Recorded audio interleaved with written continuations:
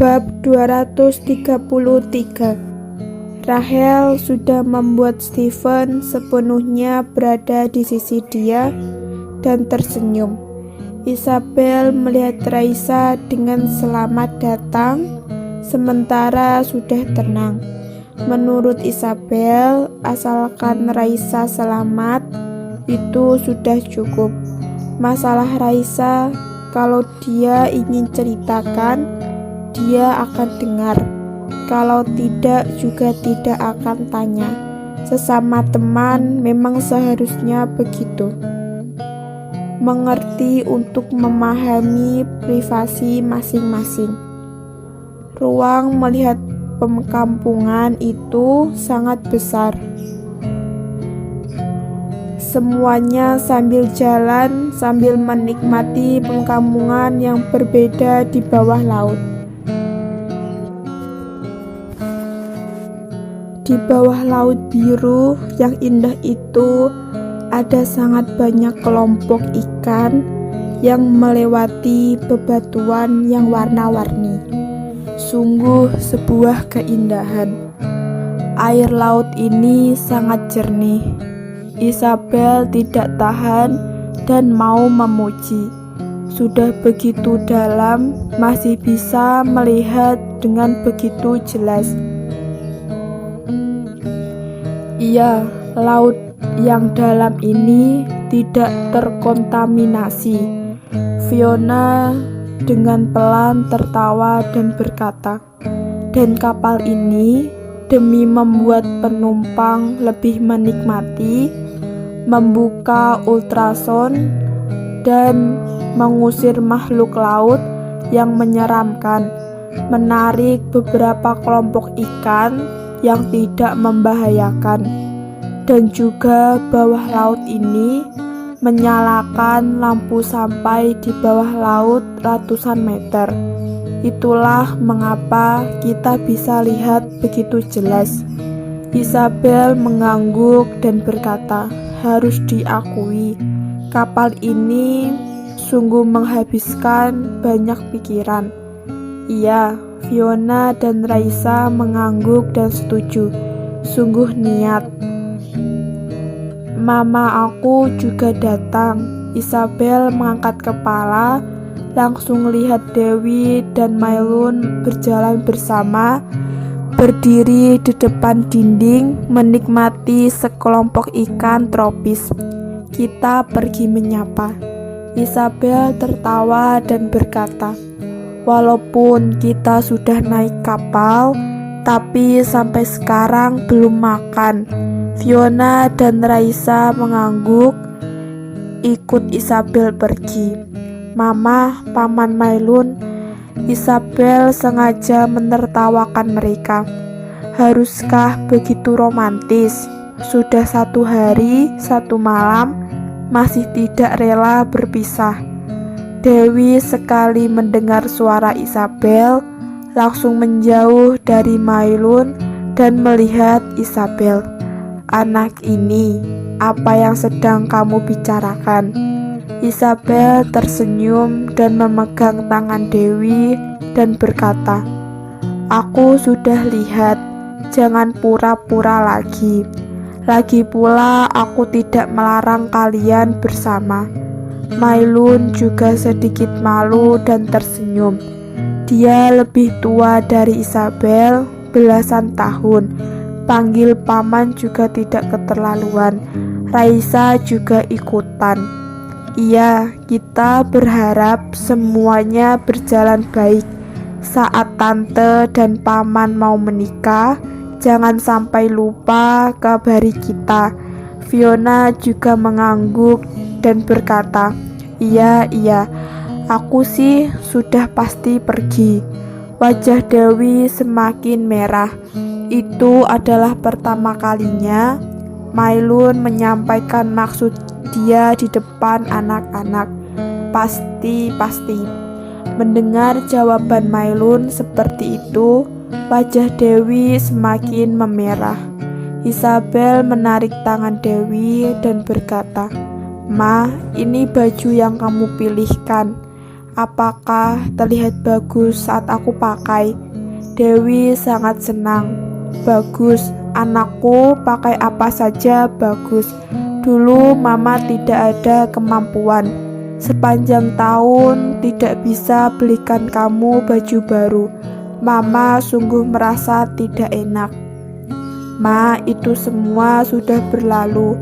Mengapa masih diungkit? Isabel langsung buru-buru menasehati Dewi. Lihat betapa baiknya aku sekarang. Isabel tadinya masih mau beritahu Dewi mengenai Nenek Fitri, tapi melihat dia begitu bahagia, jadi tidak ingin beritahu. Biarkan dia menikmati masa bahagia yang jarang ini. Masalah yang buruk itu biarkan dia urus sendiri saja. Sekarang kapten kapal itu seharusnya sudah tepati janji dan lepaskan Nenek Fitri. Asalkan dia dibawa polisi, maka kasus ini akan selesai dalam waktu dekat. Kalau begitu, dia akan mengakhiri hubungan dia dengan keluarga Kosasi. Keluarga Kosasi sudah tidak ada. Semuanya sudah sedikit lelah. Di belokan depan ada restoran kecil yang buat banyak sekali seafood. Mereka semua pergi beli sedikit sambil jalan, sambil makan, sambil menikmati. Perasaan ini sungguh indah. Rahel di tengah keramaian, dia sendiri juga tidak tahu mengapa terus mengikuti Isabel. Dia sudah jelas tahu mengikuti Isabel juga belum tentu bisa menemukan Ravindra. Tapi dia juga tidak tetap mengikutinya untuk waktu yang lama. Saat Rahel melihat Isabel sedang tertawa, sangat senang, dia merasa kesal. Mengapa hanya dia yang dapatkan kebahagiaan? Terutama saat lihat Dewi sedang dengan teliti bantu Isabel rapikan kepangannya. Kasih sayang Dewi yang sangat tulus juga menyebalkan untuk Rahel. Mengapa seorang ibu asuh juga begitu baik kepadanya? Semakin lama melihat Isabel, Rahel merasa semakin tidak senang. Kebetulan saat ini Isabel sedang mengulurkan tangan untuk menerima bakso ikan dari Fiona. Tidak tertangkap, jadinya jatuh di lantai. Isabel tertawa, saat itu langsung mengambil bakso ikan yang jatuh dan mencari tong sampah. Rahel akhirnya melihat Isabel sendirian. Dia pun ada niat jahat. Orang yang berlalu begitu banyak. Kalau ada yang tidak sengaja mendorong dia, anak yang dikandung dia belum tentu selamat. Rahel dengan niat buruknya mengikuti Isabel. Isabel sama sekali tidak tahu kalau Rahel sudah mengikutinya dari belakang. Sambil jalan, sambil mengelap jarinya, membuang tisu di tangan dan makanan yang jatuh. Jarak Rahel dan Isabel hanya sekitar setengah meter. Rahel pelan-pelan mengulurkan tangan, asalkan dia dorong dengan pelan saja. Isabel pasti akan jatuh dari tangan dan gelinding turun. Asalkan dia jatuh, anak itu pasti tidak selamat. Kejahatan Isabel sudah menghancurkan kecantikan dia. Rahel sama sekali tidak pikir apa yang akan terjadi kalau Isabel didorong turun. Dia hanya mau Isabel mati. Dia hanya mau anak Isabel mati. Rahel sama sekali tidak ragu dan mendorong Isabel. Di detik itu juga tiba-tiba ada seseorang. Sebuah tangan yang panjang menghalangi tangan Rahel. Detik selanjutnya mendorong balik dia. Rahel tidak sempat melihat siapa yang menghancurkan rencana dia. Mulut dan mata dia sudah ditutup dan ditarik pergi. Hal itu terjadi terlalu cepat. Isabel hanya merasa ada angin yang tertiup di belakangnya. Saat dia balik badan, menyadari kalau tidak ada orang. Aneh sekali, tadi jelas-jelas ada orang. Isabel membuang sampah ke tong sampah, lalu balik badan mau pergi. Tiba-tiba saat dia balik badan, dia masuk ke pelukan seseorang. "Oh iya, kamu sudah tidak sabar mau mempersembahkan dirimu ya?" Suara yang familiar dan asing itu terdengar. Yang ada di depan mata Isabel kebetulan dada orang ini. Baju kapten kapal pun terlihat. Dia lagi.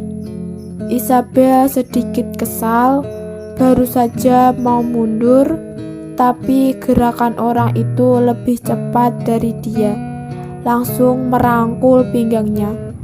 "Kamu memperlakukan penyelamat nyawa kamu seperti ini," orang itu dengan malas berkata. Suara yang rendah itu menjadi semakin familiar. Isabel langsung mengangkat kepala, melihat orang itu tetap berambut pirang dan juga wajahnya tertutup setengah. Mengumpat-umpat, pria macam apa? Isabel tanpa ragu mendorong orang itu dan memberikan jarak. "Kamu terus tidak ingin bertemuku dengan rupa asli kamu? Tidak berani bertemu atau tidak bisa?" Kapten kapal itu tersenyum pahit. Memang benar, dia tidak berani dan tidak bisa. Dia kan masih marah. Dia kalau muncul dengan rupa aslinya hanya takut dia akan pergi. Entah sejak kapan dia yang begitu sombong bisa sampai di tahap di mana bertemu istrinya saja harus diam-diam, sehingga tidak ketahuan identitas aslinya. "Tidak takut kamu marah denganku, memarahi aku tidak peduli. Aku hanya takut kamu pergi tanpa berkata apa-apa. Aku tahu kamu dari kecil hidup di lingkungan seperti itu. Kamu selalu waspada. Sedikit hambatan saja bisa membuat kamu mundur. Buat kamu, aku ingin sekali menyayangi kamu, ingin sekali melindungi kamu, tapi kamu harus percaya diri seperti aku. Baru aku bisa lanjutkan bersama kamu." "Isabel, kapan kamu baru bisa hilangkan kurang percaya diri kamu? Kapan kamu baru bisa hilangkan waspada padaku? Kapan kamu baru bisa putuskan semua jalan mundur dan menyambut kesulitan bersama aku? Aku tahu kamu peduli apa. Aku juga tahu kamu tidak bisa terima apa. Aku mau menjaga diri dan hatiku demi kamu. Segala-galanya hanya karena kamulah yang aku mau." Di dalam hati kapten kapal sudah berteriak berkali-kali, tapi tetap harus tunjukkan ekspresi datar. Karena hanya dengan seperti ini, Isabel tidak bisa menebak identitas dia.